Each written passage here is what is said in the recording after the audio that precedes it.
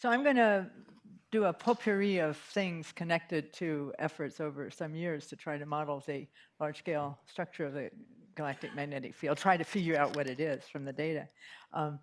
It's work done in the last several years, 5 years maybe? I hate to count, with Mikhail Unger, who's here, fortunately, to give a next talk in the session, which will really get more into the nitty-gritty of all the things you have to do a really good job. So the starting data is the SkyMax rotation measures and synchrotron, polarized synchrotron SOAKS Q and U observables, and the aim is to learn what that is telling us about the large-scale magnetic field. As you all know and can see from the equations, if anyone doesn't remember, in order to do that, you have to know the thermal electron density in the 3D structure and also the cosmic ray electrons. If you knew that, then you would get information on the large-scale coherent field. In principle, also the random field and the structure even of the coherence. You can ask questions of, is the electron density correlated or anti-correlated to the magnetic field density? And what about the cosmic ray electrons? And is there a striated or anisotropic component or not? So I'm going to just do broad brush stuff, and Mikhail will get into more details. The work that started with work that Ronnie Jansen, a student of mine at NYU, did with me. And this was the data that we used. We actually used mass data originally, or partly mass data. This was the WMAP, this is the RM Sky, mostly NVSS. Anyway, there's some 40,000 RMs. We just pixelized it into HealPix pixels for convenience. And this was the WMAP Q and U data. You add the unpolarized synchrotron, the total synchrotron emission when you go for the random field. And you see that the model that we derived by making assumptions about that, we just took the standard NE 2001 model of the electron density and took a Galprop model of the cosmic ray electron density, and the magnetic field model that we inferred produced these maps, which you see get a lot of the large-scale structure. The structure I want you to start to calibrate your eyes to is this kind of bilateral structure in the RMs, which is characteristic of a halo toroidal field. That's the sort of main thing that drives that. And this is a very characteristic structure, this kind of, again, I don't know what's the right word, bisymmetric pattern, but that's symmetric north and south in Q, and in U, it's also got this anti-symmetry north, but it's got anti-symmetry north-south. And you see that the model that we wound up with, roughly speaking, captures that large-scale structure. One of the really exciting news is in the last days, finally the data for this region of RMs has been released, and now it's there. And so what you see is, this is just a picture off the paper in the web. In fact, what happens if you try to translate, it does show that this is basically red. So this was just to orient you. The model, which is hopefully soon to be superseded with the work with Mikhail. And even though it was as simple a model as you could imagine trying to write down, it had 35 parameters. It sounds like, how could you possibly constrain them? But in fact, when you start to count them, you can. There was a disk field, and at the time, we didn't think we were interested in the disk field, so we just took an off-the-shelf geometry for the disk due to Brown and collaborators. But we FET for the strength of the field in the different arms. We added a toroidal halo field. Originally, we didn't have this, but gradually we realized we had to have it. It wasn't known before Ronnie's earlier work. And then we added an X field, which was sort of a new invention, this is what it looks like. I'll explain why we added it, but it's basically, it's X-shaped, and it's clearly not a physical model because it's discontinued. I mean, it's got this break in the galactic plane. But it was practical for doing fits. You could see what you had to do in terms of what the parameters there were, how far out it goes when it's just sort of gradually opening out, and then what's its asymptotic angle. And then we considered the possibility that the field was striated, that is to say, there was a random component that had been either pulled apart or squished, so it was aligned with the regular component, which would effectively amplify from a empirical or from a model, from a pragmatic standpoint. It was as if you were amplifying the random field, relative, the synchrotron emission relative to the RMs, for example. Anyway, so this was the data that we used. There's a slight improvement, as I was saying, on the RMs. Now there's, in addition to WMAP, superseded by Planck, and it's quite then challenging to actually go the next step and try to extract better what the synchrotron emission is, and Mikhail will be talking about that. And another big important unknown are these NE and NCRE, which is an area where we're doing a better job. The thing I want to, this is a Venn diagram of what you have to do. Your goal is the magnetic field. These are the data that you're using. Ultimately, you'd use more data. You'd use pulsar RMs and so on, but we were just starting modestly. But in order to do this, you need to know the cosmic ray electrons and the thermal electrons. But to know the cosmic ray electrons, their distribution actually depends on well, for example, it depends on the field itself, both because energy losses depend on the field and because the diffusion coefficient depends on the field. The diffusion coefficient gets controlled by these things and so on. So to do an advance that's a substantial one, you have to do all of this stuff. Mikhail will describe to you what the status is of that. And meanwhile, I will focus my session on the easier problem, or easier, different problem of finding good functional forms for the coherent field. And it has to be divergence-free. That X field was good enough to start. Well, especially because we didn't expect to find a coherent poloidal part. And we were just describing a striated field, and it was perfectly fine for that. But it turned out there really was a coherent part. So I want to focus the rest of the talk on this poloidal component. First, explain to you what in the data is driving the need for that to be there, and address the question, could it really just be a fake of some structure locally? And hoping to, I would say that the chances are 90%-ish that it's real and that it's not faked. Maybe higher, but in any event, I wouldn't want to bet the house, as Reiki Kolb is fond of using as a measure. And how can it be produced? I'm really hoping to get input from people here about that. And then I'll tell you a bit about progress we've made on the functional forms. This is a way to see that there needs to be this poloidal component. So just to remind you, here's this so-called X field that we're talking about. And so as this is the data, and it's the this is the Q again, U, and just the total polarized intensity. No, that's the angle. I can't read what it is from here. It's the magnetic angle in some fashion. And what you want to do is you want to have a combination of fields that you're looking through along those lines of sight in these directions, such that you get this pattern. And so if you had no X field, but you fit all the rest of the fields, use the GF12, this would be your prediction for these things. And you see that they're just completely wrong in terms of the large-scale pattern. And now you add more and more strength in this X field, and you start to see, this is still not quite showing it, but by the time you get up to 4 microgauss, the best fit value, JF12 is 4.5, you see you're creating this pattern here and there.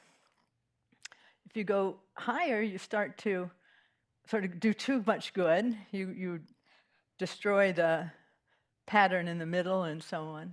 Anyway, that gives you an idea of what it is in the data that is calling for the X field.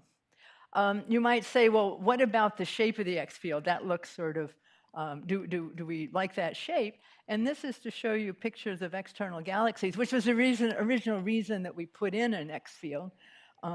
But as I said, expecting that it was going to be of this striated random field type. And so because it's well known that in external galaxies you get structures like that, that was the motivation. And if you look at this X field as an observable looked at side on, you see that the X field that we derived by looking from inside out in our galaxy corresponds actually quite nicely in side view to what those galaxies that we see outside look like. That doesn't prove, of course, that this is coming from a coherent structure, totally separate. Okay, so I hope I persuaded you that it's, or at least you have some feeling for this. The main things I want to address in the end are these questions, and I'm going to talk about now the toroidal field structure.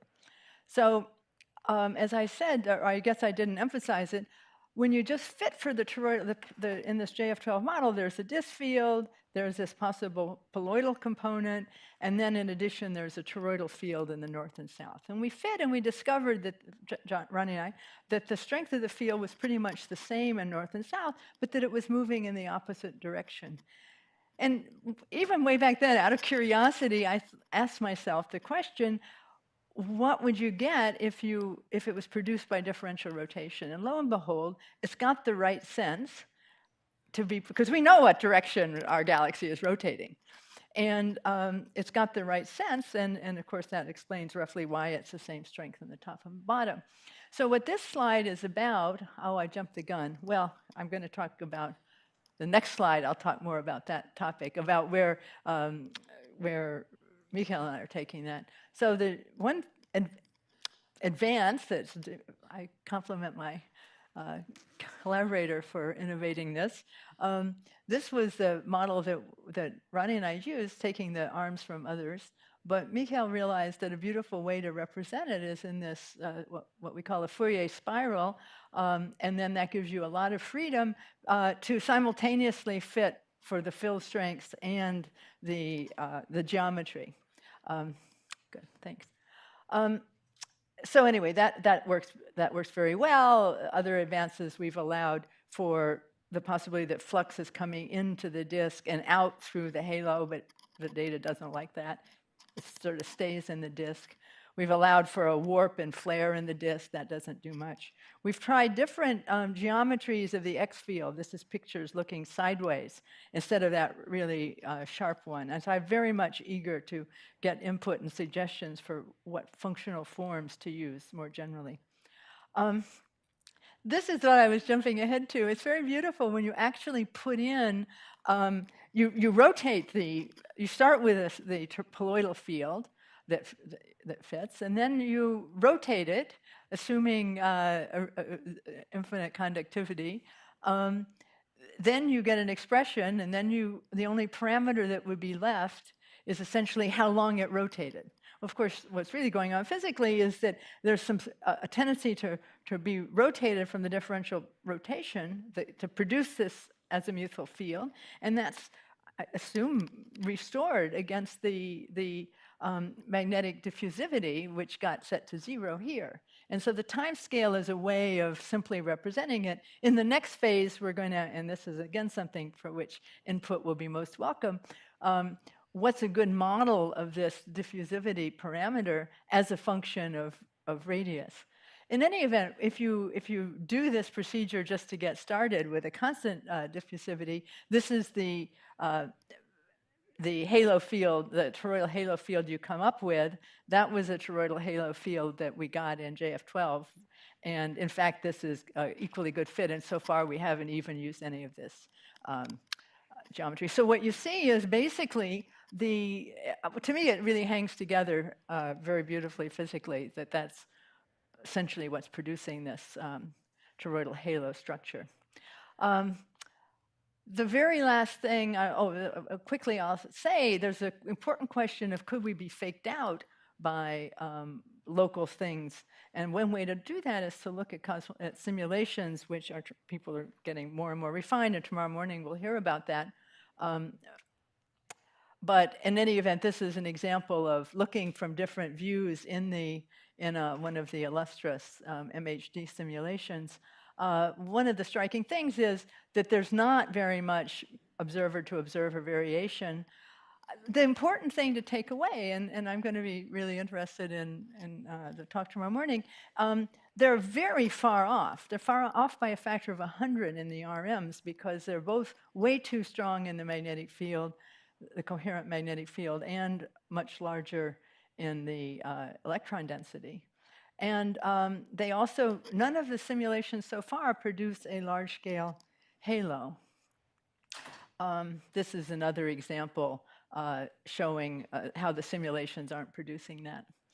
Well, it's always a possibility that we are being faked out.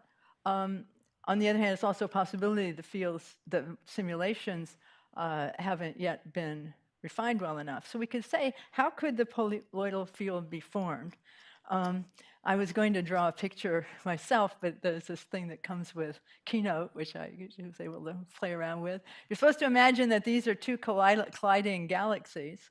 I have to say, the time scale for forming the large-scale colloidal field that we see is way too long, given the present conditions in the electron density and so on in the disk, to explain it, to have arisen under present conditions. So how could that be circumvented? Well, one possibility that intrigues me is if you take a model that there was a weak, like nanogauss, or I don't remember now how much lower it could be, magnetic field in the general vicinity that got swept together as a result of the collapse that formed the galaxy, and you just compute what would the field be like.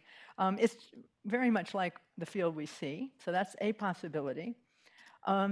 And then another one is that if you ask about what the conditions would be in a merger, they're much more conducive to dynamo. So perhaps that's a sign that simulation should explore the merger history. So I'll stop with that. Thank you. I can run a picture while, you're not supposed to look at the picture, you're supposed to ask me questions. But that's just an explosion at the center of the galaxy, how the cosmic rays would, the electrons, for example, or it could be high-energy cosmic rays if there was an explosion at the center of the galaxy, how they would dissipate in time. Cool. So we have time for a couple of questions. Axel? Say you don't need any different turbulent diffusion when you wind up the... No. I said we're just in the preliminary stages of studying it. We showed that it gives qualitatively the right picture, right, but we haven't yet explored. But it would be overwound, right? It would be far overwound. No, I think what I imagined, but maybe, again, you may disabuse me of this notion. What I imagine is that as the field gets twisted around, there's more and more restoring force, so to speak. And in effect, the field lines slip in the differentially rotating medium. The way we modeled it, we just let it rotate for a certain amount of time and then quit. And the time that made it fit well, the observations, was 70 megayears. So clearly, it could be a fast enough process. When you say restoring force, you mean Lorentz force? No.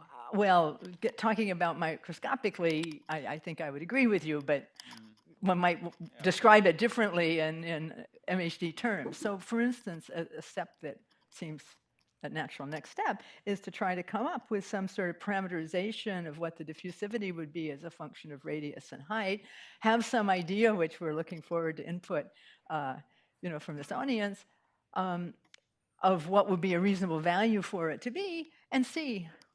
I think that will probably improve the fidelity.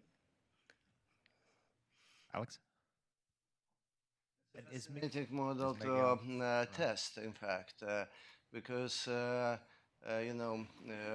you mentioned this local structure, whether we can be messed up by that.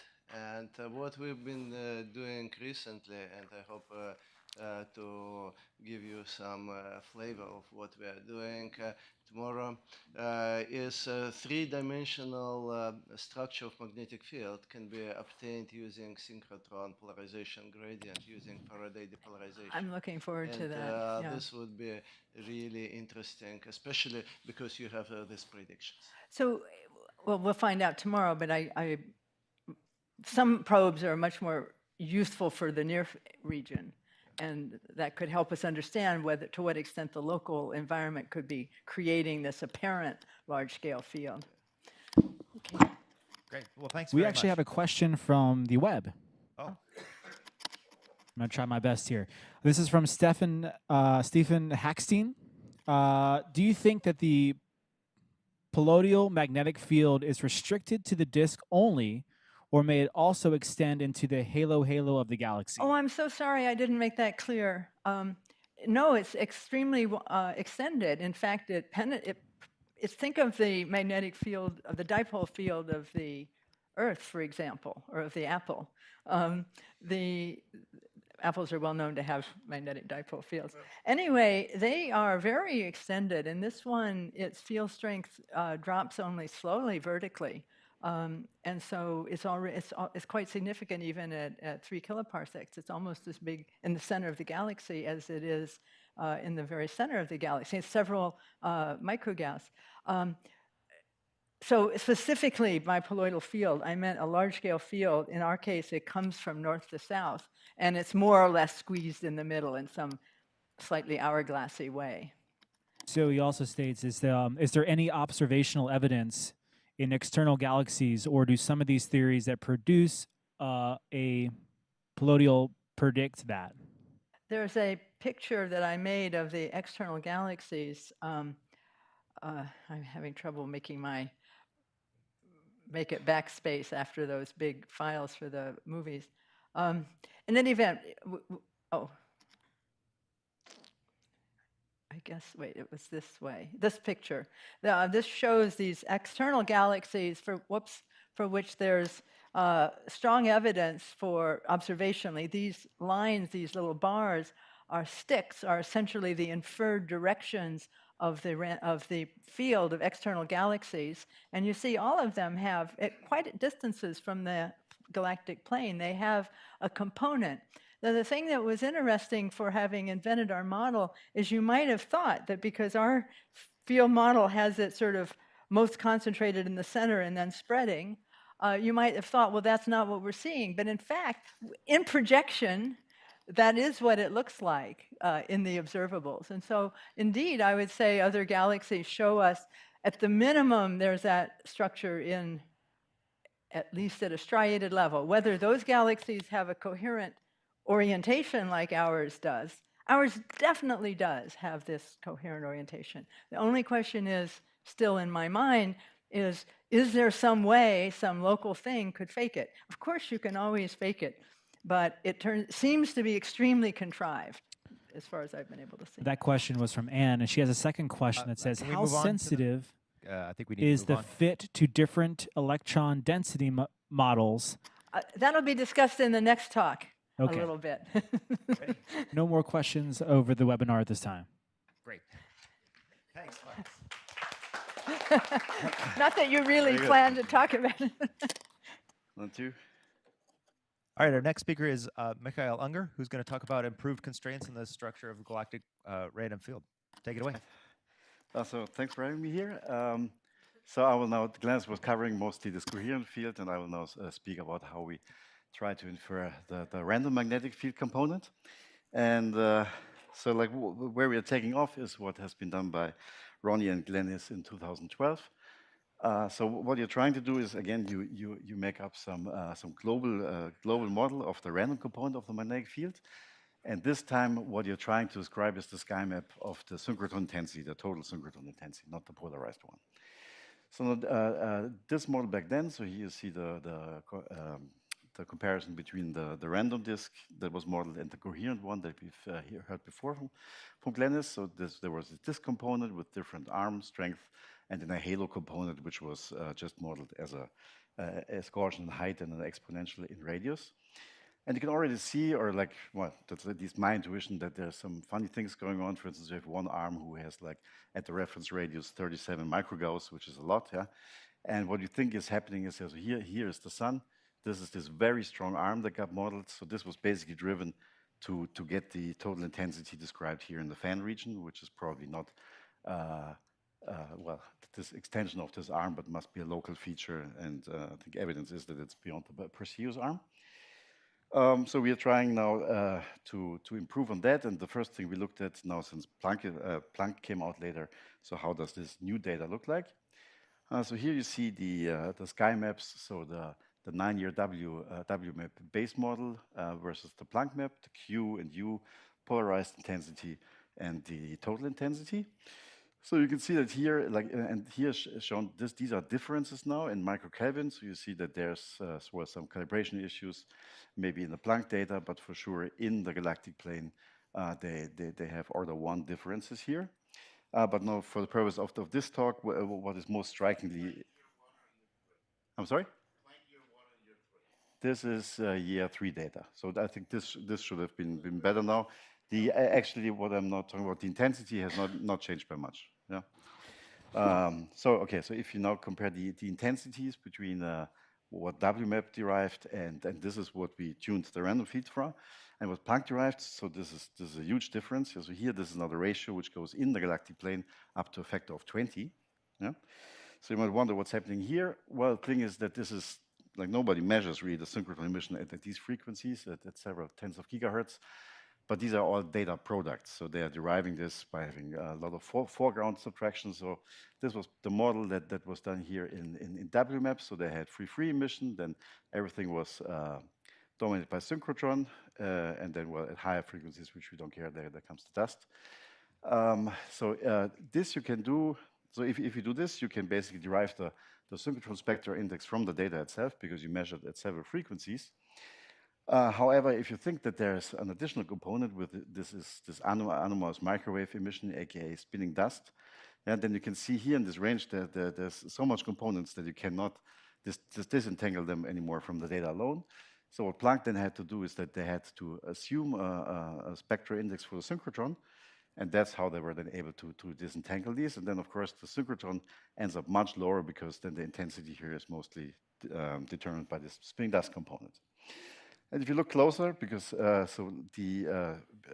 how this product was made, so here you have the Haslam map, which is at 408 gigahertz, where you don't have this mess in 408 megahertz, sorry, 408 megahertz, so that, where you really dominated by synchrotron. And this is the Planck map, and if you look at the ratio, so Planck basically is just Haslam plus free foreground subtraction. Yeah? So there's no, in my opinion, no added information in this high gigahertz Planck data. So what we now will do the following: we will just go and back to the old Haslam, where you have no such problems here with this anomalous dust emission. All right, so now we picked our data product. Now, what do we need? Now we have to specify a 3D model for the cosmic ray electrons, because these are the electrons that are spiraling in the magnetic field when make the synchrotron emission. So we need their 3D structure. So this is like a cartoon, how this might happen. So the primary electrons are created in supernova remnants and accelerated there, and then they diffuse through the galaxy. Protons, which are also created, can have hadronic interactions and then produce pions, which then decay and in the end give you secondary electrons. I will not talk about this, but of course there's a bit, or yeah, is or was a big buzz about these positron data and the antiproton data, whether or not they're astrophysical or particle physics. But this is at high energies, that doesn't really matter for us. So now, if you want to model these cosmic ray electrons, first of all, you make some assumption about the origins. As I said already, the primary electrons come from supernovae. You have the secondary plus and minus from interactions of protons with interstellar medium. And you might also have at high energies primary electrons from pulsar wind nebulae. The only data that you basically can tune on, if you don't want to use the synchrotron intensity, which we want to use to measure the magnetic field, is the cosmic ray electron spectra at Earth. Then, as you see in a second, this primary to secondary ratios, like boron to carbon and beryllium and stuff like that. And this then you assume some source distribution. So this is a very simplistic model you could come up with. You say all your sources are in this disk of this height small h, and then you run a full diffusion calculation, including synchrotron loss and other energy losses, to predict the spatial distribution of the cosmic ray electrons. What you will find out that the data does not really constrain the diffusion coefficient and the diffusion volume separately. Yeah, so that's intuitively clear. So you can either have a very small diffusion coefficient and a small volume that gives you the same path length effectively than a large diffusion coefficient and a large volume. So, and this is only broken here by this what's called cosmic clocks by radioactive elements.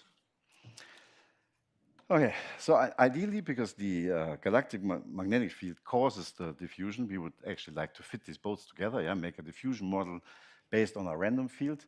So there's this quasi linear theory where you, in principle, could do it, but we think it's not precise enough to actually count on that. So instead, we are relying on data, which then constrains the diffusion coefficient and its energy dependence. And here, the most valuable data is the boron-to-carbon ratio. Boron is produced in nuclear interactions with the interstellar medium, and carbon is primary. So what you can get from this ratio is the effective target thickness, the amount of matter traversed by these primary carbons. So if this matter thickness is large, then this boron-to-carbon ratio will start increasing. And this is the data. So this is the new, very precise data from AMS. You see that the boron-to-carbon ratio drops towards higher energies, meaning that the effective grammage gets smaller and smaller, which you can interpret that basically cosmic rays are getting, their paths are getting more straight and straight. And in the end, they're just more or less ballistically escape the Milky Way. So from this, you can then derive the diffusion coefficient, which then well, you can fit for this delta, how the diffusion coefficient depends on energy. And with this latest AMS data, you get something very close to 1/3, which what you would expect for Kolmogorov turbulence. Of course, you also need to know to make this kind of inference, you need to know the production cross sections, which, just as a side note, are surprisingly less known at very high energies. That's why we currently performed some new measurements at the SPS at CERN to get more data here. All right, so now you have your diffusion coefficient, you have your cosmic ray source model, so you stuff all this in a diffusion equation solver. There's several programs like Galprop or Dragon or Picard. And then you see like several calculations of the cosmic electrons. You can find the literature. So first of all, you can try what happens if you're using different source terms. This is just a smooth disk where you inject your cosmic rays. And this is a spiral disk. So at low energies, there's some difference. You see the contrast, but the cosmic rays diffuse far enough that this is kind of washed out.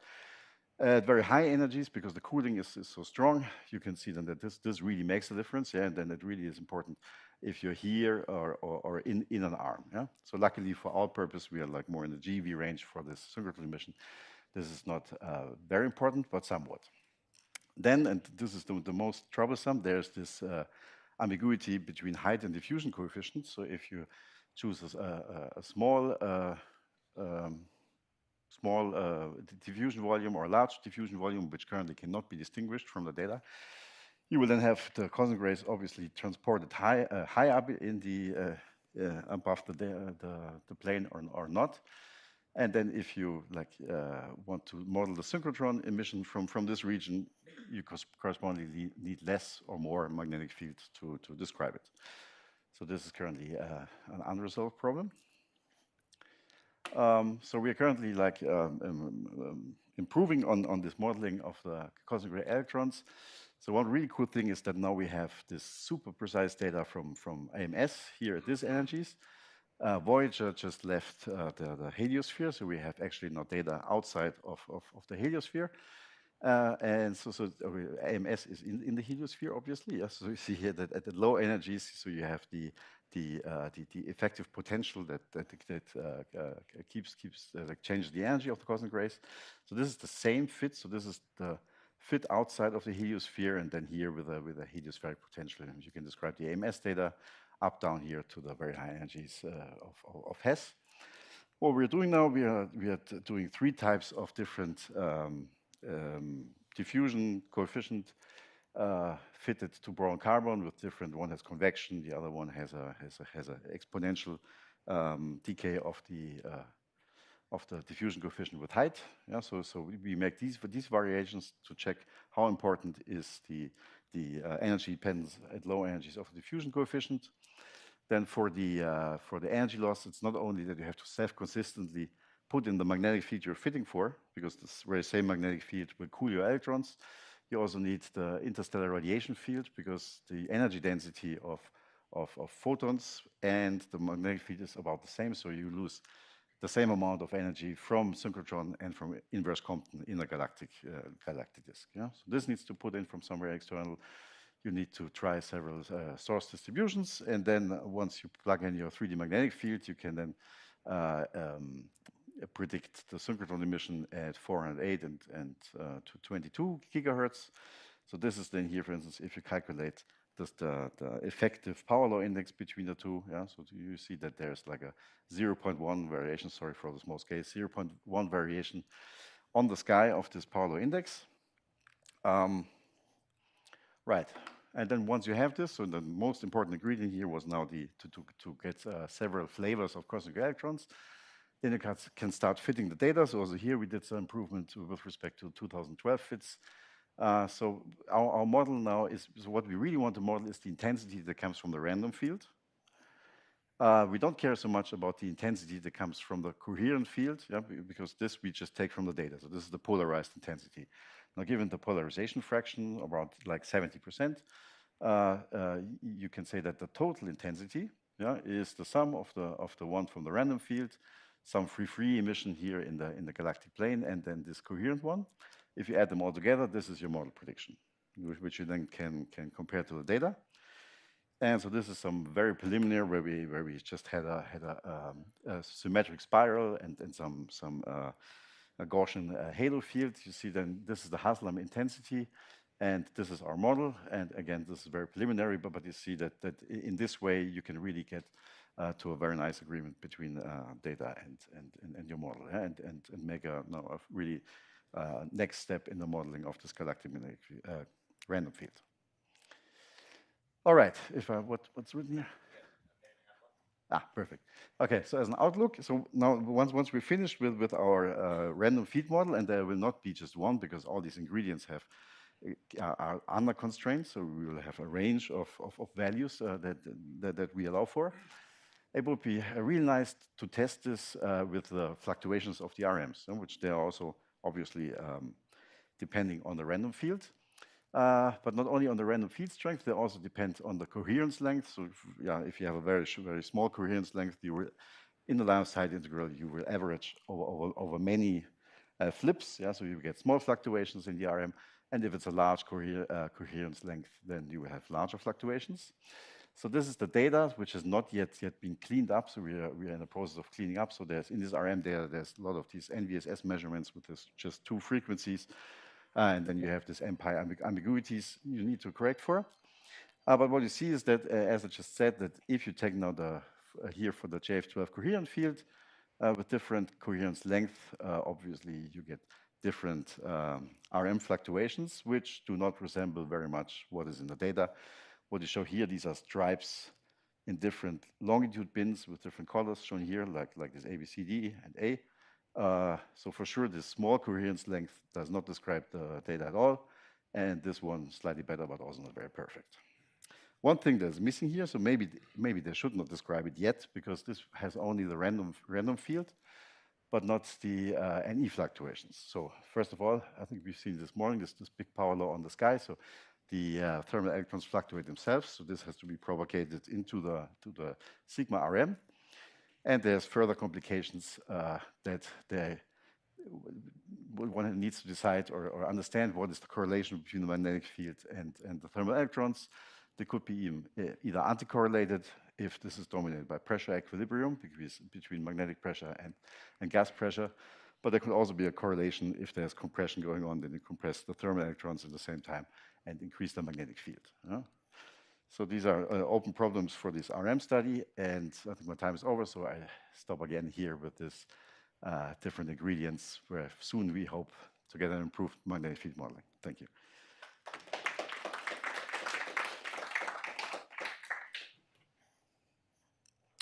Yes. Well, for GeV electrons, I agree with you that the diffusion model is applicable. For TeV, I think we should be more careful, at least in a perpendicular direction. We are likely to have super diffusion, Richardson type diffusion. We're on the scale of the injection, and this is approximately 100 parsecs. So I believe that these TeV electrons might lose energy on this scale, and therefore it's some correction that may need to be taken into account. Oh, that's interesting. Yeah, so for sure they don't contribute much to the synchrotron emission, yeah, because the electron spectrum is so steeply falling. But I don't know, like probably related to this, I never heard about super diffusivity, so thanks. I will look it up. But also, what we don't have here is any anisotropic diffusion. So, and this, I guess, would be also important at even at low energies. Yeah. Sure. But this is another rabbit hole to go down. Yeah. So the question is also with all these numerical expertise here, I mean, it would be really nice to just do a tracking, yeah, and then see what is the effective, like given this model, what was the effective diffusion coefficient? But it's very computationally intensive and yeah, can all be done at GeV. Any other questions?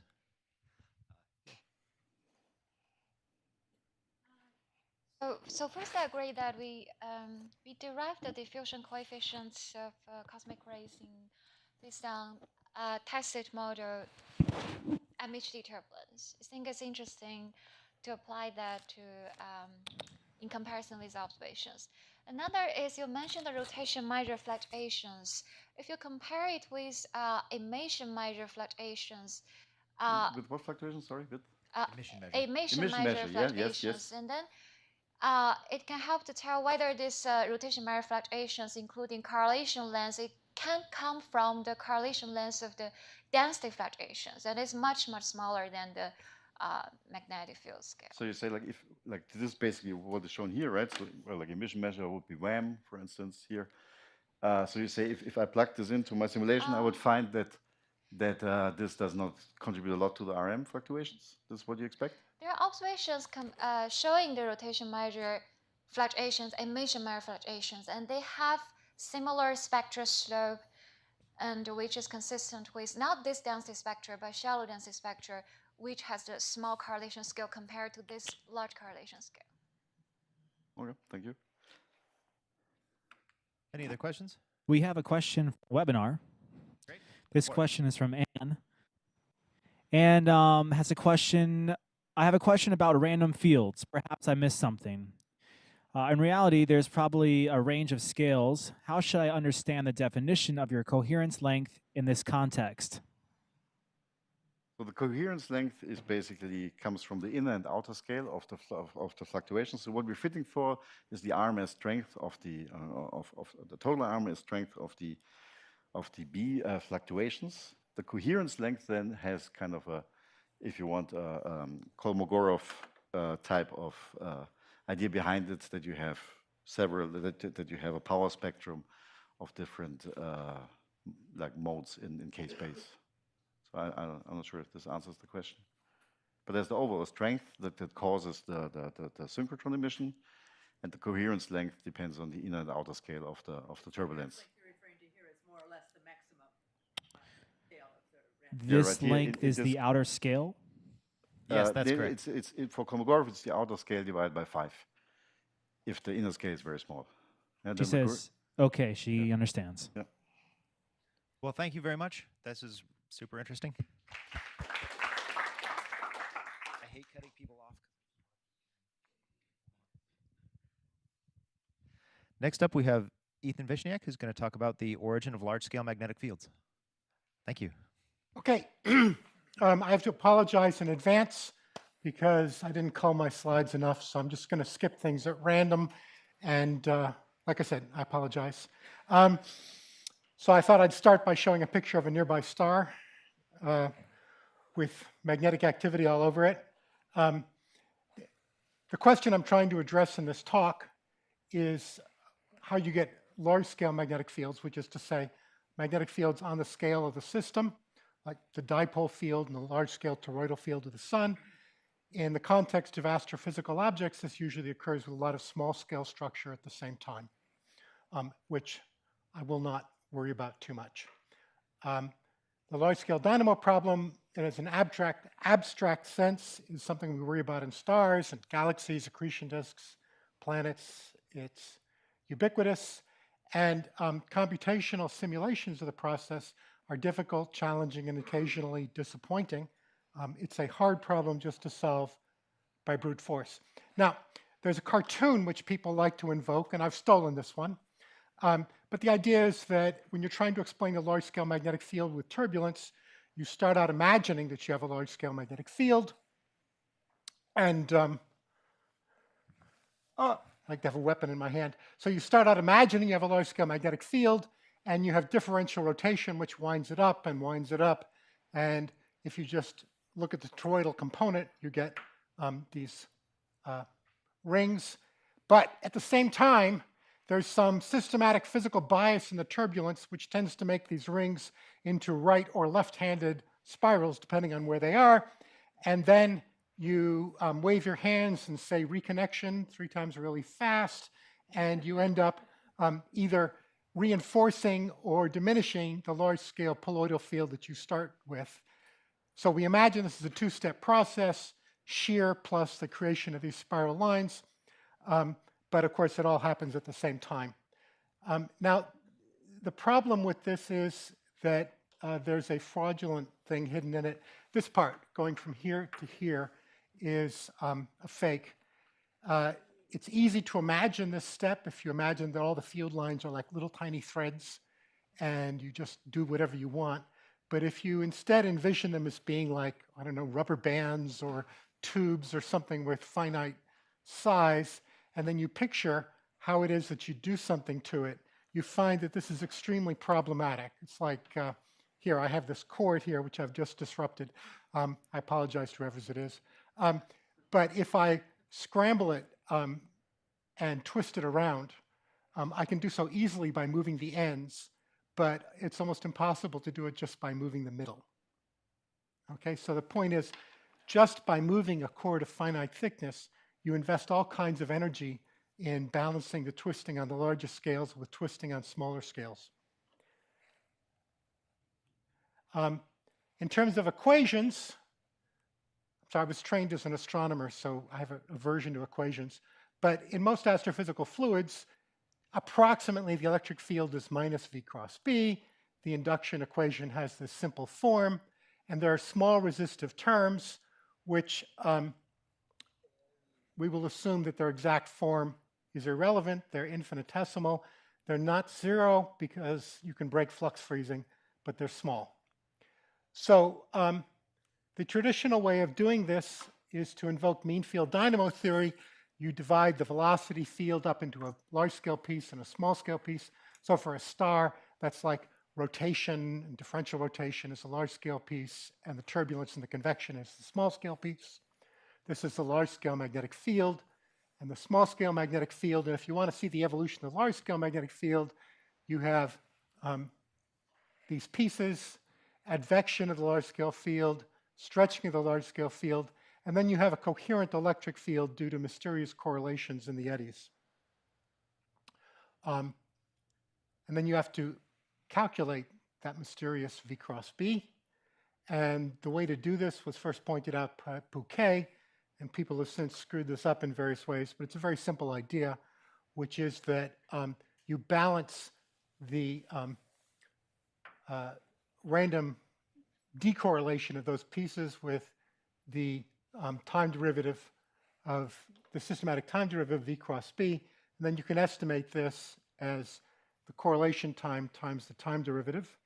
It has 2 pieces, and you do a whole bunch of algebra, and you find that the electromotive force has a piece that has to do with the current helicity tensor minus the kinetic helicity tensor, twistiness of the magnetic field minus the twistiness in the flow lines, times the large scale field, times the coherence time, and then there are drift terms and dissipative terms. The current helicity, J dot B, it's related to a conserved quantity, which is the vector potential dot B. It's usually treated as a damping term, but it shouldn't be. And then the kinetic helicity is V dot vorticity. It's usually treated as an important driver, but it probably shouldn't be. So a few words about the kinetic helicity. It's a pseudoscalar, which means that if you reverse all directions for a parity transformation, it switches sign, so it's not a true scalar. In order to get a non-zero value, you need to break symmetry in all three directions. So you can estimate it. It's dependent on rotation or shear, the size of the system. You can do this kind of thing. The magnetic helicity, A dot B, is a more powerful tool because it's a locally conserved quantity. It is, let's pause for a second, it is a Chern-Simons symmetry, and it is that Simons. It is the only classical example I know of. It's in the Coulomb gauge, it's gauge dependent, but in the Coulomb gauge, it's more or less proportional to the current helicity, so it has an immediate tie-in to a physically important quantity. You can move it around. It's very hard to destroy it because you can't move it down to small scales to annihilate it. If you separate out the eddy scale piece,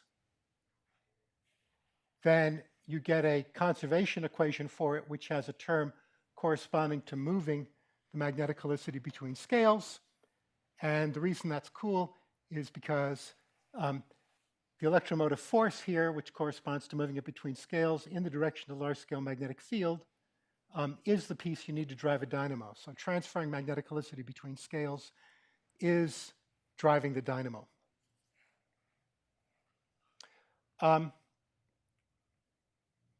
And, so you can ignore this in a limit where a characteristic rate at which this relaxes to just this term equal to this term.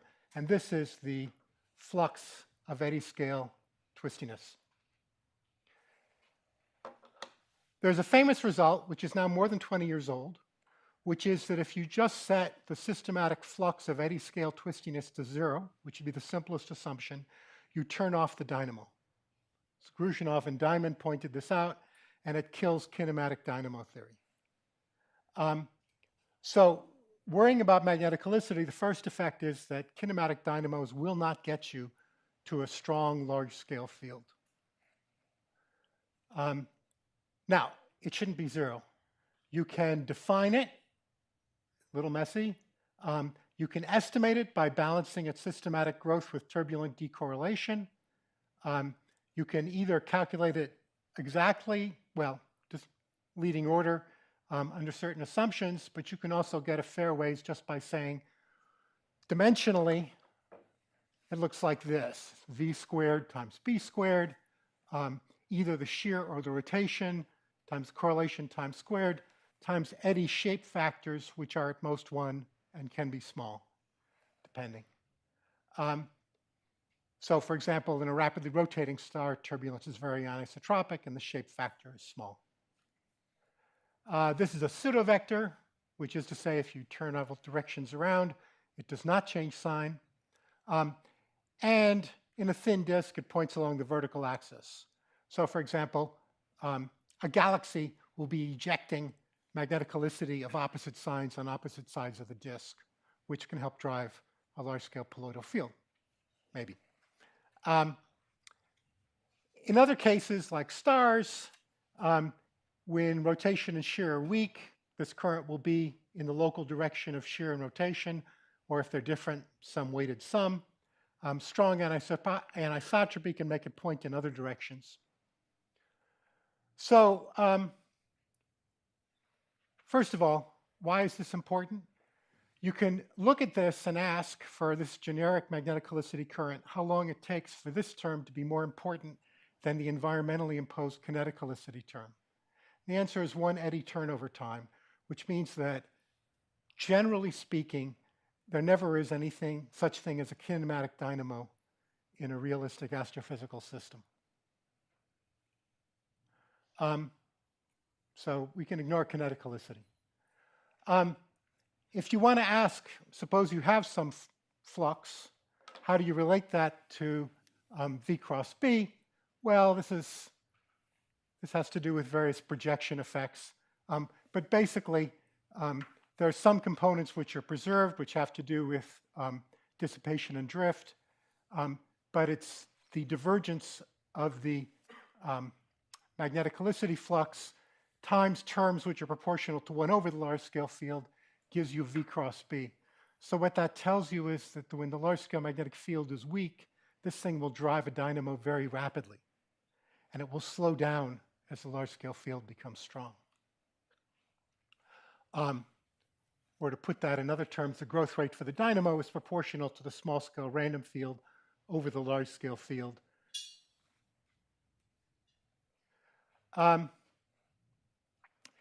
This should be contrasted with traditional ways of looking at dynamos as an exponential process where there's a constant growth rate. So for example, for our galaxy, when we estimate the growth rate of the magnetic field of the galaxy from current conditions, that's actually the minimum growth rate. It's been slowing down until it reaches saturation. I'm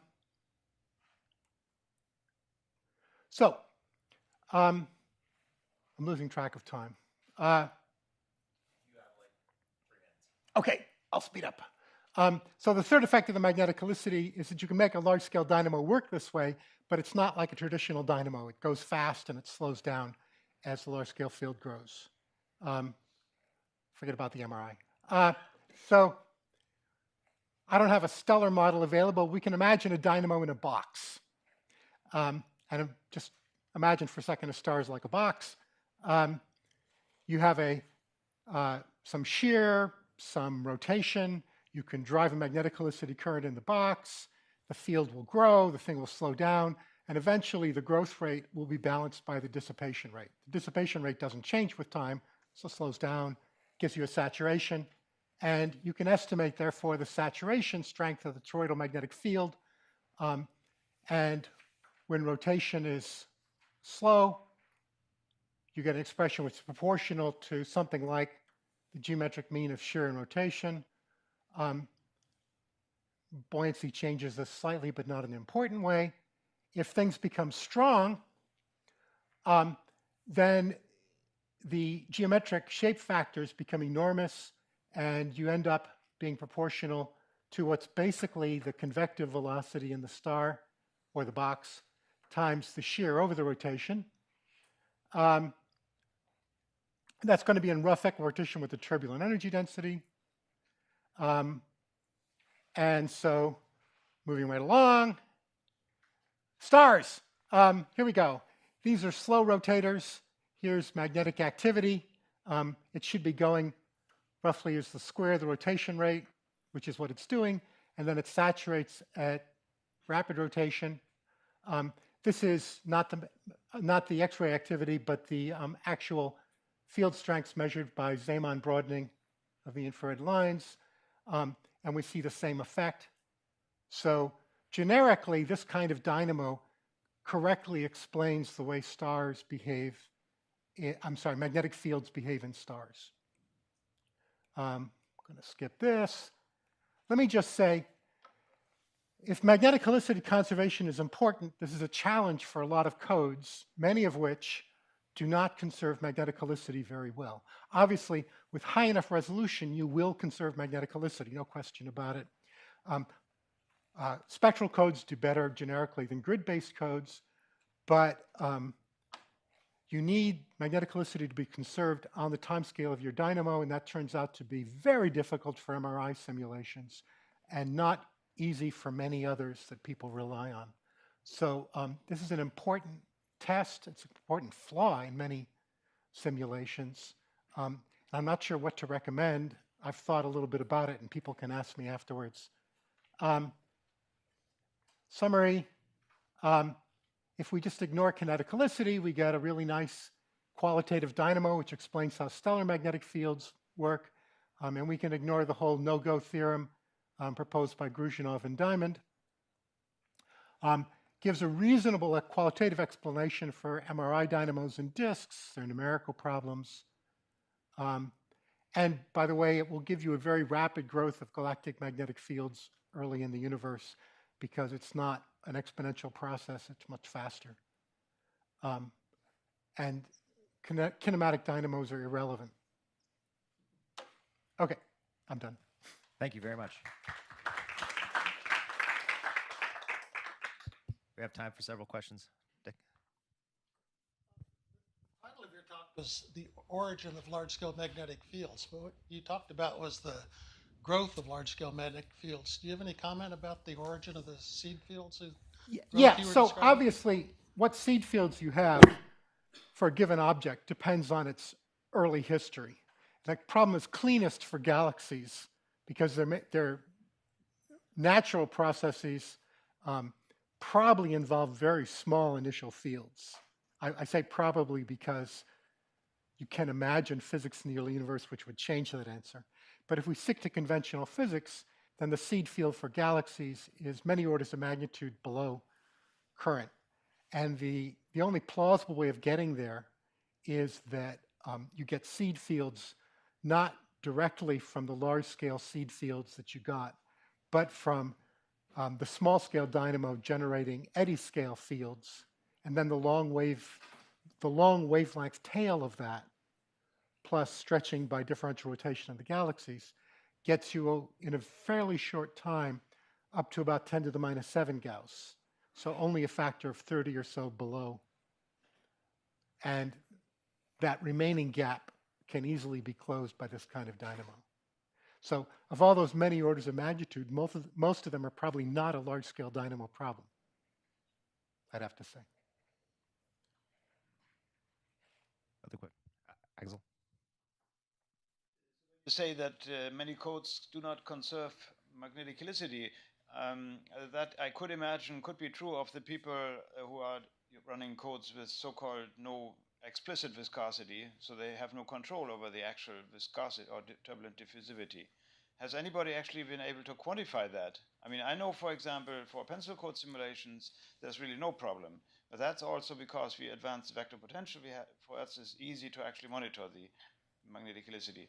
For all the other people, it's actually basically impossible to monitor the magnetic helicity. Right, and so for most impossible, but codes, difficult, people not go back afterwards, and if you harass them, they will try to see how well they have conserved magnetic helicity. My only direct experience in this, since I'm not a numericist, is I've taken advantage of the goodwill of a few people who do MRI simulations for accretion disks, like Shane Davis, and tried to follow the magnetic helicity slice by slice in some of his simulations.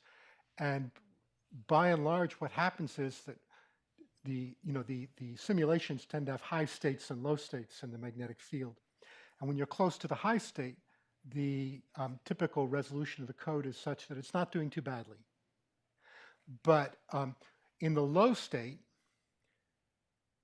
the eddy size induced by the MRI becomes small, and the resolution of the code becomes inadequate to enforce magnetic helicity conservation. And so the numbers bounce around almost randomly. So, it's sort of it's not that the simulations are totally unrealistic, but they're doing the right thing probably only in the high state. Can I ask a detailed question about how did he monitor the magnetic helicity in those simulations? He didn't. He pulled it out afterwards. That is to say, he had slices. He recalculated the vector potential. Just by doing like a Poisson's equation? Yes. Okay. Is there a blue light? Yeah. Okay, you're on. And so he was probably using a fairly low order code, whereas someone like Axel is using a much higher order code, and that will make a substantial difference even for a grid code on how well you're going to conserve quantities in a smooth flow. Now, once you've lost the smooth flow, all bets are off, but the MRI should be no more than transonic and subalfanic in the disk. So I think that may well not be a function of grid code, but of which algorithm you're using to evolve your flows on the grid. I can well believe that. It certainly is algorithmically, dependent on the algorithm to a Certainly. very large extent. Yes. And I just, more than anything else, I would just like people to keep track of these things before they make claims for the robustness of their results. That's Glennis.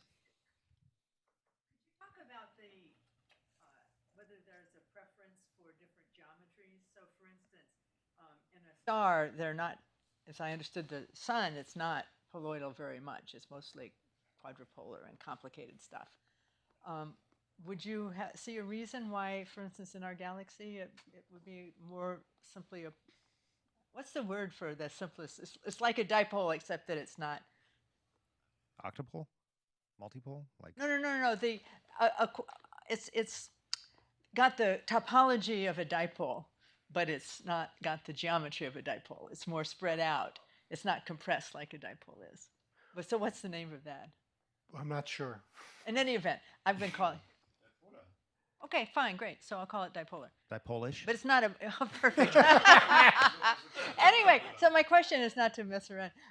Is there some way your analysis gives insight into? Well, the relative strength of the toroidal versus poloidal is dependent on the relative strength of the large-scale shear versus diffusion. Right, and but that part seems to work great in our galaxy. But if you ask, why poloidal at all is dipoloidal instead of quadrupoloidal? right, so the way it chooses between the lowest order modes, I think part of the answer is that in a very flattened sort of pancake geometry, you have a simpler cylindrical geometry, and you have every reason to expect that you're going to have a higher degree of symmetry in the large scale field as opposed to a star where you have a different dynamically related part of the problem, which I haven't talked about, which is that the star has rotation and shear, and the shear is determined in ways I don't understand by the action of the convective zone, and the net result is that the flow of magnetic helicity inside a star is not simply vertical motion, right? It's, in fact, it would appear that most of the magnetic helicity current is recirculated within at the bottom of the convection zone and doesn't ever emerge from the top. And I think that naturally lends itself to more complicated geometries. Great. I think we should move on. Thank you very much. I could talk about this all day, so I apologize. Is Amir ready? Do you have a microphone and everything? Next up, we have Amir Jafari, who's going to talk about magnetic fields in turbulent environments.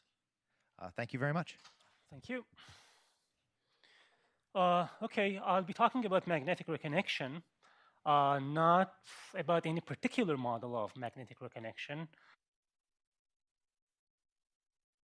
Emphasizing the role of scale and turbulence in this problem, which means that I'm going to use a renormalization group methodology in theoretical physics. To begin with, let me show you this nice video of the solar surface. And that little dot over there is our planet. And remember that on that planet, we have laboratories. And in those laboratories, we have tokamaks and machines, fusion machines, for example, instruments, in which magnetic reconnection occurs. And also it occurs here on the solar surface. And remember that this is, I'm not showing you the whole solar system or an accretion disk or interstellar medium. It's just the sun, a mediocre star. So for God's sake, look at the scales involved in this problem. So scale matters. Scale is important in any physical problem, especially in astrophysics, including magnetic reconnection. And also turbulence. Look at the surface, it's turbulent. In astrophysics, all systems, almost all systems, are turbulent.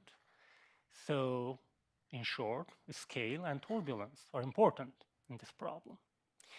So to begin with, let me remind you concept of reconnection in conventional sense. What is reconnection? Well, if you have a conducting fluid like a plasma, and you have a large shear or gradient, something like this, in terms of magnetic field, well, what happens is that this configuration is not stable, first of all, and you can have magnetic reconnection during which these antiparallel magnetic field lines will approach. At some point, they disconnect and reconnect again, so the name reconnection. Of course, you can't see magnetic field lines directly. What you see would be these inflows and outflows of the fluid matter. So this is reconnection in a nutshell, and in practice, it's a three-dimensional phenomenon. This is just a two-dimensional picture to give you the idea. So how we quantify this phenomenon? Well, you can say electrons are light and lighter than ions. I can write down an equation of motion for electrons easily, and I'm going to ignore all other non-idealities except for the collision of electrons and ions, which gives rise to this resistive electric field. And it turns out you end up actually with Ohm's law. This is the Ohm's law in terms of resistivity, but you can have any other non-ideality here instead of this term P. Then you know about Faraday's equation from Maxwell's equations. You write down this induction equation, and you're done. You say if, mathematically at least, this P is negligible, it's small, I can ignore that. And what remains here is this term and this, and gives you the evolution of the magnetic field. And then you say, okay, I can integrate and get the flux freezing. It's a well-known theorem, Alfvén flux freezing theorem. And so if P is small, or any other non-ideality is small in your problem, you get flux freezing, apparently. Otherwise, you can tell, okay, this P might be not negligible at some diffuse regions. What about those regions? Well, in that case, you can say this is a non-ideality in my problem. So it gives me some deviation from flux freezing, which means slippage between the field and fluid, which is basically reconnection. So you're done. This is reconnection. You solve the problem. And you move on and say, that's it? No. You have to, in physics, unlike politics, you have to compare your results to experiments and observations to see the agreement. Does the rate that you get from this equation, this is the model that you get this way is known as the Parker model, of course. The rate you get would be very slow, too slow, actually, in astrophysics. In laboratory, sometimes it's good under some circumstances. But again, it's not a very good model. And people talked about this before, you know about this. Now, what's the problem? How can I solve this problem? You say, well, what about other non-idealities? I didn't take care of Hall effect, for example, ambipolar diffusion, anomalous diffusivity, and other non-idealities. You go on, you modify your equations, you take care of Hall effect, ambipolar diffusion, and other non-idealities in terms of this non-ideality term P, the same equation, basically. And it turns out that, again, sometimes it's good in laboratory, but in astrophysics, you fail. It doesn't work in general. So what's wrong with this approach? Well, I told you, scale matters. Turbulence is important. You didn't take care of these two in your simple model. Magnetic reconnection occurs on very, very small scales, in laboratory, for example, also on larger scales, solar wind, interstellar medium, and everywhere, basically. So you have to take care of these two concepts very carefully in a mathematical way. How can we do that? Well, The problem here, by the way, if you go back to this equation here, induction equation, when you neglect this P, basically you are saying that, well, if I have a very small resistivity, I get ideal magnetohydrodynamics. That's it. It's your assumption. Well, do you get that kind of ideal MHD or magnetohydrodynamic equations in general? No.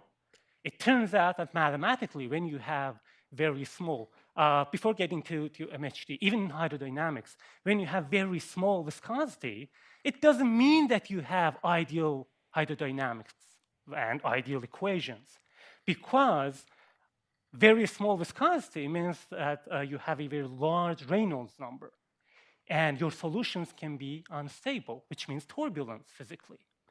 So with turbulence, particle Lagrangian trajectories would become stochastic. This is very similar to path integral formulation of Richard Feynman of quantum mechanics, if you are familiar with.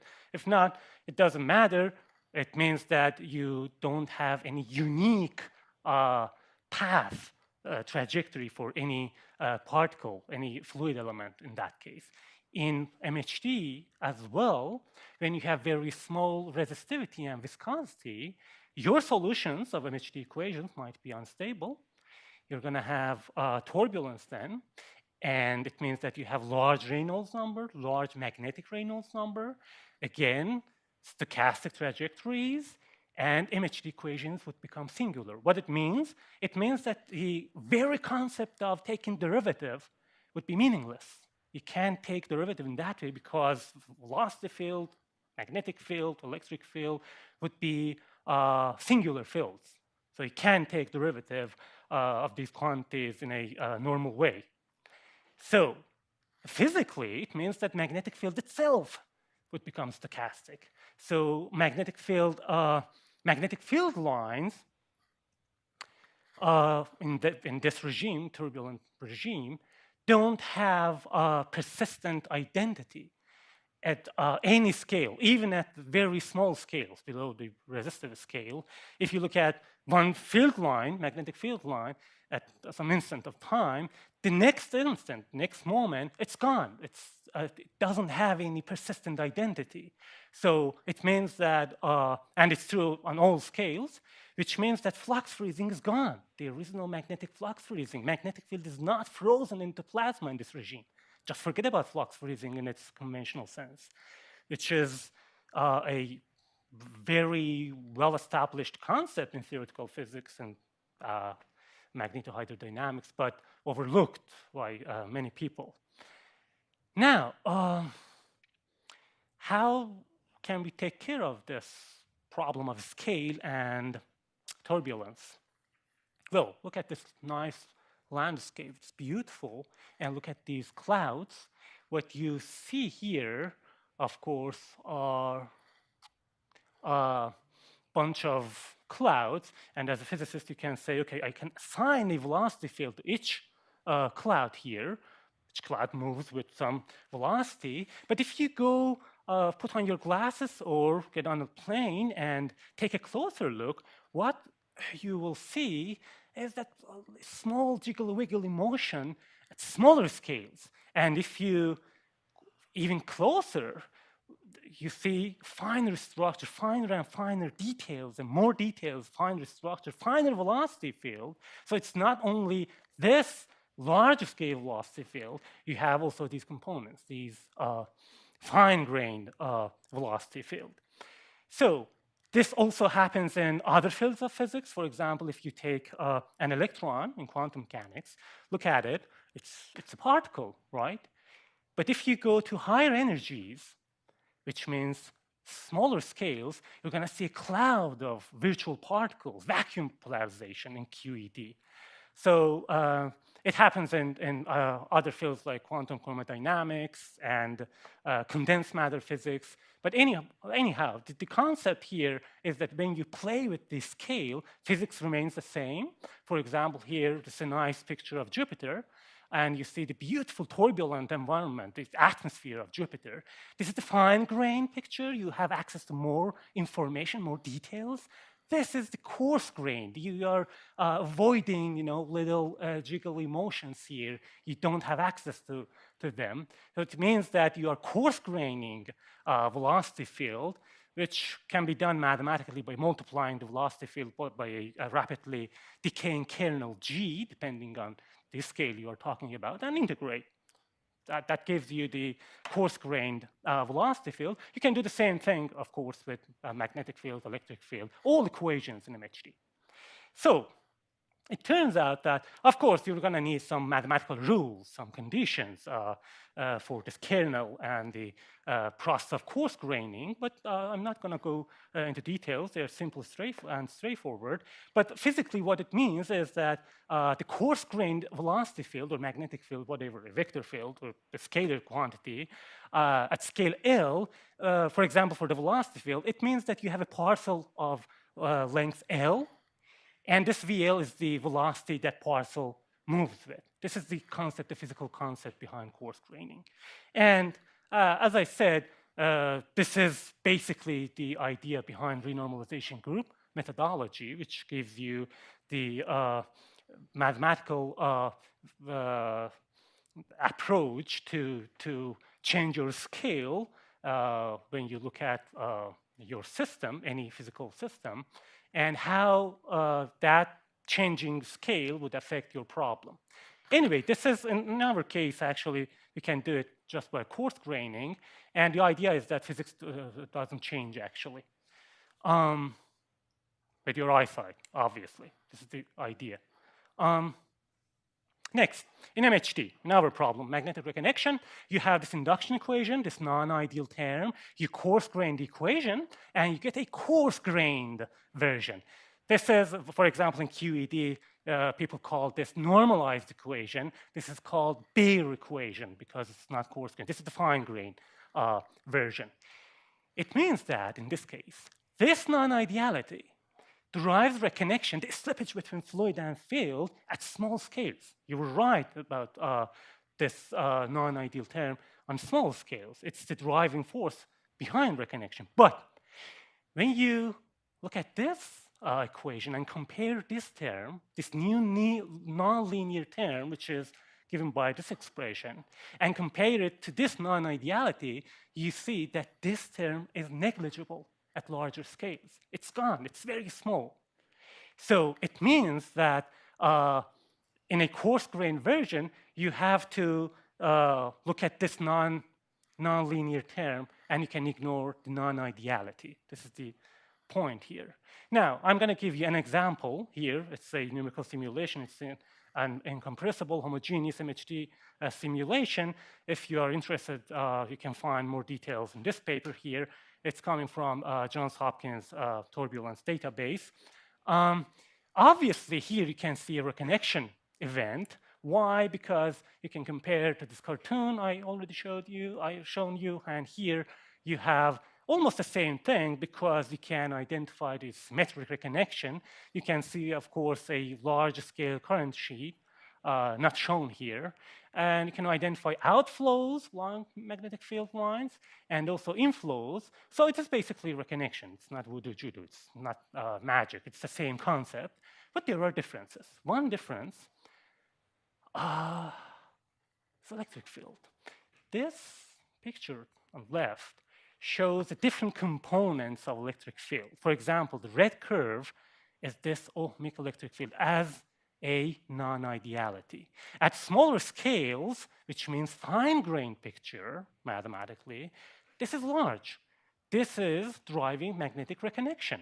You can measure it in your simulation. But when you coarse grain at larger scales, this term, this non-ideal term is gone. It's very small, negligible. But this non-linear term coming from turbulence, motions below the scale L, drives reconnection. So the point is that at smaller scales, non-idealities are important in reconnection. At larger scales, turbulence itself, non-linearities. So, conclusions. I should stop talking, but just a minute. Small resistivity and small viscosity don't mean ideal MHD. Be careful. it means that your solutions might be unstable, and you're going to lose the meaning for derivative. Your equations are singular, and the fields, magnetic, velocity, electric fields, are stochastic. Small resistivity and viscosity, small the turbulent transportation coefficients don't mean flux freezing. Flux freezing is gone. In turbulent regime, you don't have flux freezing. Magnetic field is not attached, frozen in to the plasma. Reconnection is driven on a wide range of scales. I showed you there's a wide range of scales that magnetic reconnection occurs in nature. And also, at small scales, perhaps in laboratory, for example, resistivity or any other small-scale physics law, like Hall effect, I don't know, hemipolar diffusion, whatever, under appropriate for your system, can drive reconnection. But at large scales, it's turbulence, non-linearity inherent in the Ohm's law that drives reconnection. Thank you very much.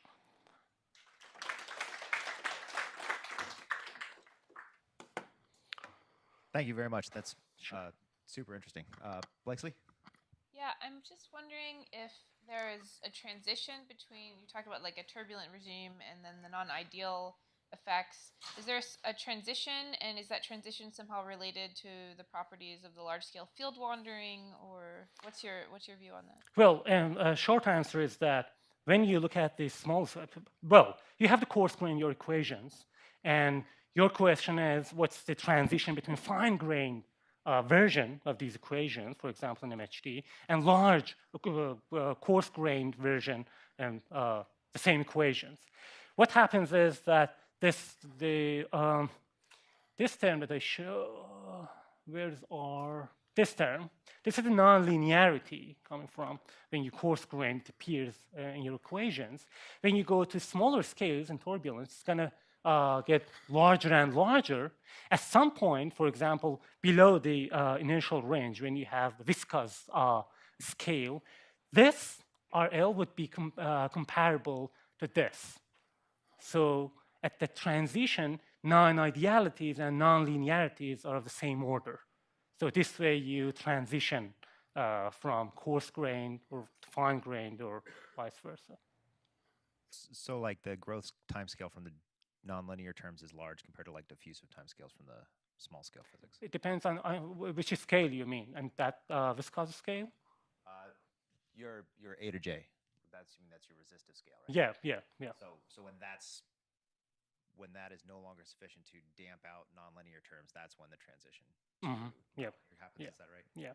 Okay. At smaller scales, you can ignore this RL, and this non-ideality would drive your reconnection. Cool. We have a minute for another question. Alex? Well, you claim that you are not supporting any particular model. I guess that you are supporting one model. Yes, And, obviously. Yes, I'm supporting a stochastic reconnection, LV99. Yes, it's an agreement with well, that model. my question is, this was just joke.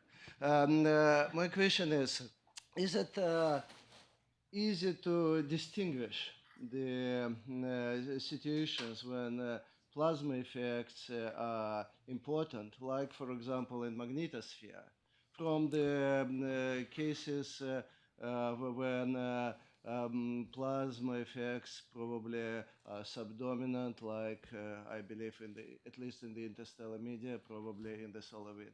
How can we use this approach to go from one physical regime to another regime? Well, it goes back to the same question about transition regime. For example, when, at which scale, basically, this term and these two terms are comparable. And when you have resistivity, for example, I would say on the viscous damping scale, but if you have other non-idealities, like Hall effect, for example, you have to compare, you have to write down equations and compare that non-ideality, coarse-grained at that scale, to this non-linearity given by this equation. So it's basically about scale, but the short answer, I think, is that at larger scales, when you are in the inertial range of turbulence, all non-idealities would be negligible. You can ignore them, like in interstellar medium, for example. Well, thank you very much. Our last speaker for the day. Oh, sorry. Let's thank Amir again. Our last speaker for the day is Laurel Fizzle, and she'll be talking about the relationship between magnetic fields and molecular cloud structure. Thank you very much. Okay, is my microphone working? Is it on? It's on. I pushed the button. Do it a little closer to the mouth. Okay, is that better? Okay, good, cool. And where's the stick? Ah, yes, cool. Okay, great. So thank you very much to the organizers for allowing me to come here, even though I wasn't entirely sure whether I would be on this continent when the meeting actually took place. So I'm going to tell you what we've been learning from detailed maps of magnetic field morphology over the past couple of years, and what that's telling us about the relationship between magnetic fields and the structure of molecular clouds. Okay. So one of the things that makes studying the role of magnetic fields in star formation so complicated is that star formation actually really takes place over a huge range of scales. So into kind of zeroth order, you can think about it as the problem of getting from very, very diffuse scales, compressing gas from the ISM, creating molecular clouds, which are much denser, then into the finer structures, filaments, clumps, and then down to cores and protostars, and eventually to stellar systems. Okay. So if you think about it, you can sort of break this down into two kind of crude problems, okay, in terms of the efficiency with which we convert gas into stars. And so the first is, how efficient is it are we at converting gas into gravitationally not bound structures to gravitationally unstable, to really denser structures. Okay. And then the second part is, how efficient is the process of converting these gravitationally unstable dense gas structures into stars. Okay. So in this talk, I'm going to focus on this first problem. In particular, how we form structures within molecular clouds, and what observations tell us about the relationship between that and magnetic fields. Okay. So I'm going to start off by talking about observations that we have of magnetic fields in star-forming regions, and show that we see a real correlation between the structure in the magnetic field and the structure that we observe within molecular clouds, and how that implies that the magnetic field is both quite strong on large scales compared to turbulence. It's at least in equipartition. And then I'm going to talk a little bit about how, at least in one cloud, we have hints that this orientation of the magnetic field with respect to the cloud structure also seems to be correlated with the local star formation efficiency within that cloud. Okay. And then finally, I'm going to talk about how, to really understand this, we need much larger scale surveys. We need really detailed maps of many, many clouds, and some of the telescopes that are coming up that will allow us to make really detailed maps of magnetic field morphology. Okay. So to start off, we have seen in simulations for a while that there is a correlation between the magnetic field structure and the cloud structure. Okay. So this is easy to observe when you look at these simulations. So this is work from Juan Soler's thesis. Okay. And on the left is a weak field simulation. On the right is a strong field simulation. And you see very clear differences in both the magnetic field morphology and the relationship with the structure. So in the weak field simulation, you see that the magnetic field is much more disordered. You also see that the magnetic field tends to be aligned parallel to these structures that are formed. Okay? And then in the strong field simulation, not only do you see that the field is overall more ordered, but you also see that while at low column densities, the magnetic field still tends to align parallel with the structures. At high column densities, these structures tend to align perpendicular to the magnetic field. So we can look for these same trends in observations, and then make detailed comparisons between the simulations and the observations, and use that to constrain the magnetic field strength and to learn something about how magnetic fields affect the formation of molecular clouds. Okay. So a nice illustration of what's going on here is from the paper by Philip Motes and Blakesley Burkhardt, which was discussed earlier this morning. Okay, so what happens is, what they find is that where you have magnetic fields, you form these long shocks, which are parallel to the magnetic field direction. Okay, and these tend to sweep at material. And what you see is that the material, this was mentioned this morning as well too, so this might be a little bit hard to see. But if you have a core at later times and you use tracer particles to see where that material that's eventually going to go into this core comes from at an earlier time step, you see that the material tends to accrete along the magnetic field direction. Okay? And then that ends up forming this denser structure, which is perpendicular to the magnetic field.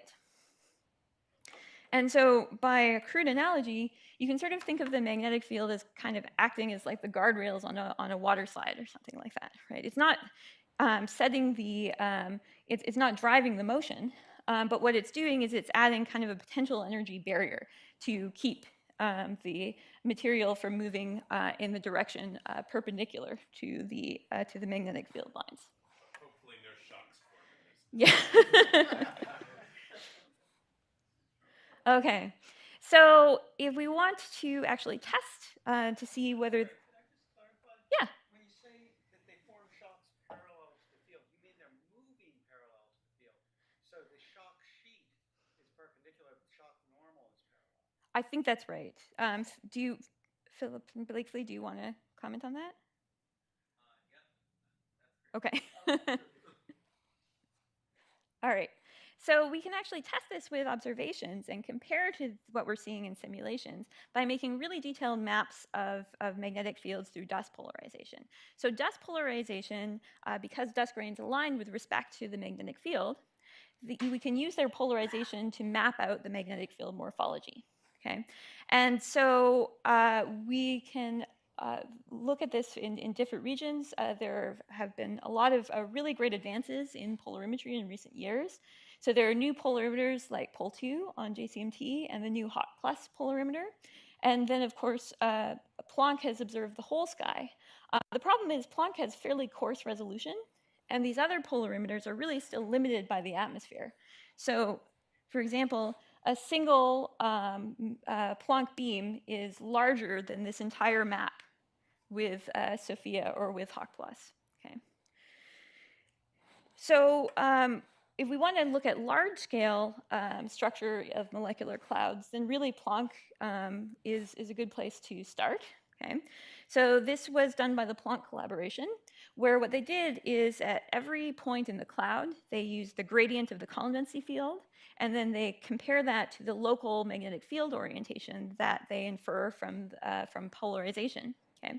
And this gives them an alignment angle between the cloud structure and the magnetic field at every point in the map. Okay. And so if you bin this by column density and you calculate an orientation parameter, so the details of this aren't too important, but basically if it's greater than 0, then the alignment is preferentially parallel.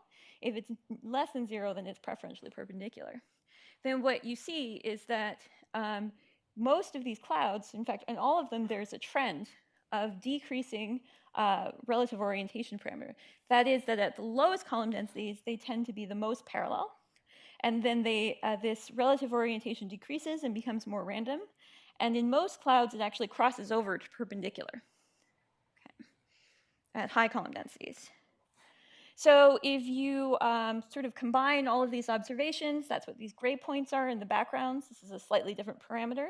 And then you compare these with the simulations that I was showing earlier of what you get looking at synthetic observations from MHD simulations of molecular clouds.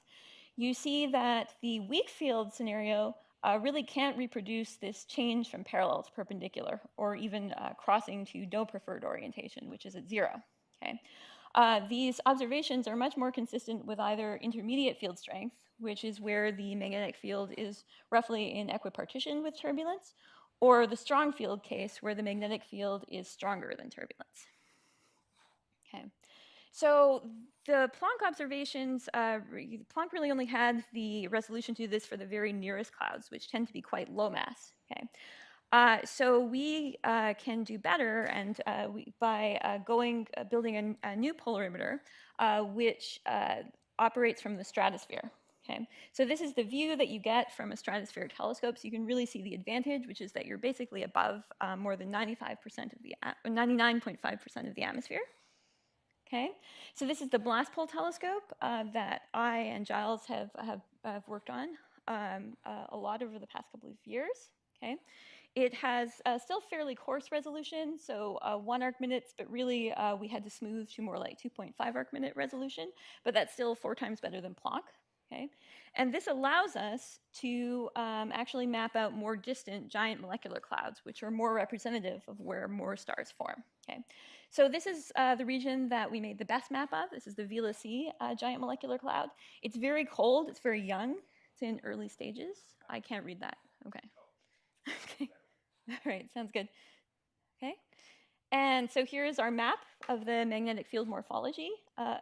And we have the most detailed magnetic field map that's yet been made. There are over 1,000 independent measurements of magnetic field direction. And so what we find when we look at the blast pole data is something quite similar to the Planck, okay, except now we're extending to much higher column densities. And so the blast pole data is mostly consistent with having either no preferred orientation or perpendicular. Again, mostly consistent with this, the magnetic fields being at least as strong as turbulence. Okay, so the conclusions from this are that the large scale, cloud scale magnetic fields have are fairly strong, and that they're at least as strong in terms of energy as turbulence. Okay? And this means that they're strong enough to influence the formation of cloud structure. So we can go a bit deeper with this map by actually comparing not just to the column density that we get from dust, but looking at individual molecular lines. So with for the polarization, we're actually, because the dust is optically thin, we're sensitive to the entire cloud. We can see through the entire cloud. But if we look with different molecular line tracers, we're going to be picking out certain density regimes within the cloud. So we can look at a tracer like 12CO, which is very abundant but quite optically thick. Okay, so we will only see the outer envelope, the low density regions of the cloud. Or we can look at a more intermediate density tracer like 13CO, which is looking deeper into the cloud.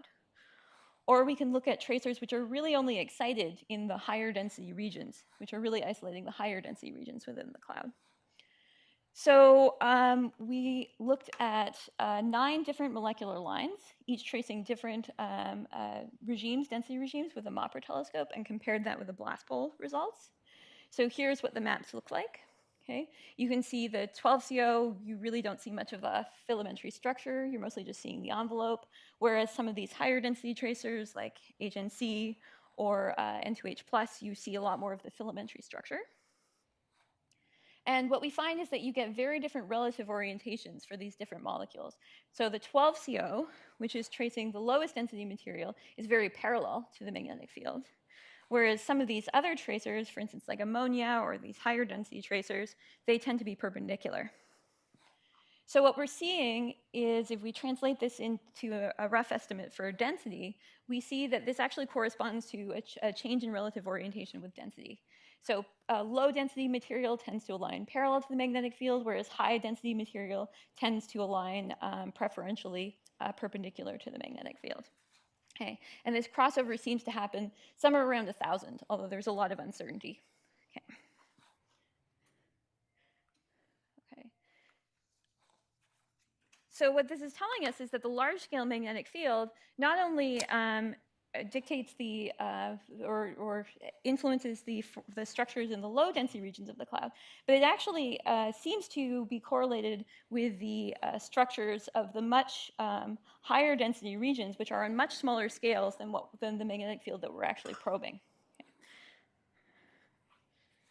So could this mean that the magnetic field actually could affect the formation of the star formation efficiency locally? Well, we can look at the different regions within Vela C. So in particular, there's this region up here, the center ridge. Okay, this has most of the protostars, which are massive protostars, which are shown in black. It also has an H2 region here. This is the warm dust for that H2 region. Here's a picture. This is the RCW36 region. It's the most active star-forming region in Vela C. Okay.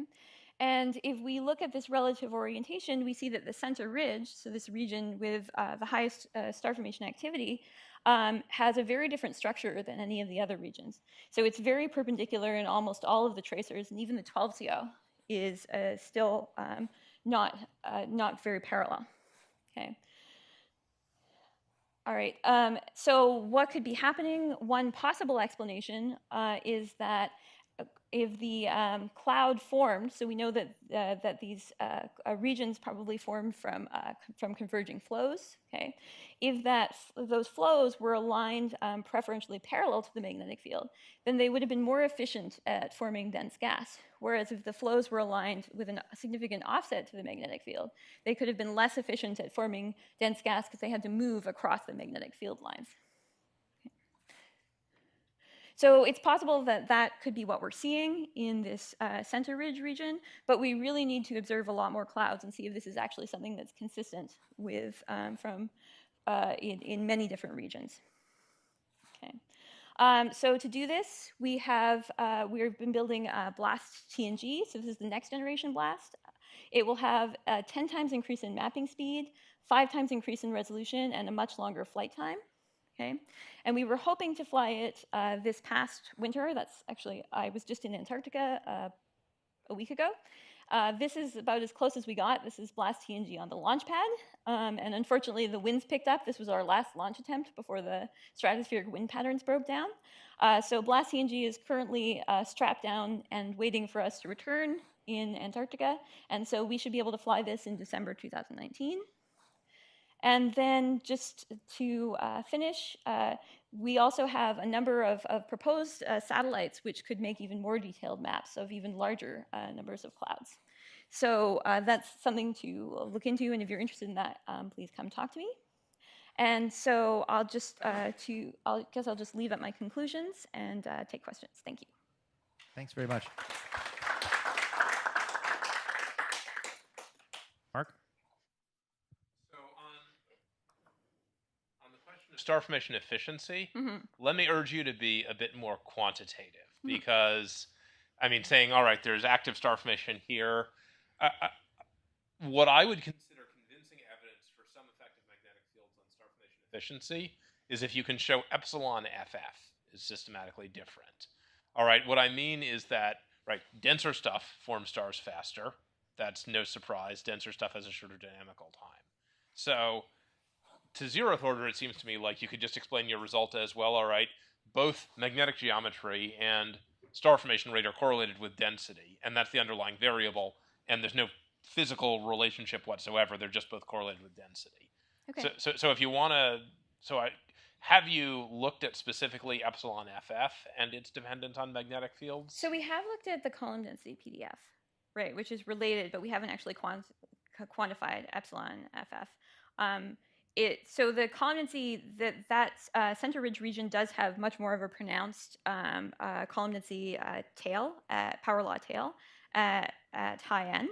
Okay, so but we haven't calculated that.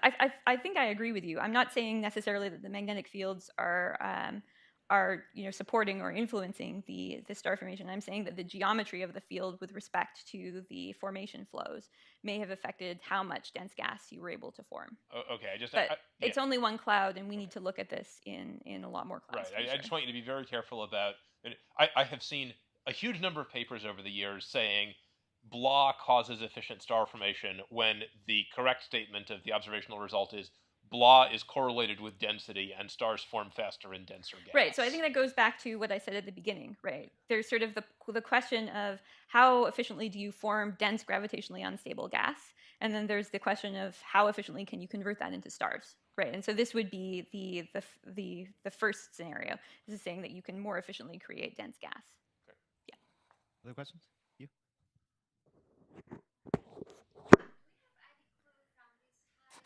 Observations, the turbulence inside the filament is superauthentic or subauthentic?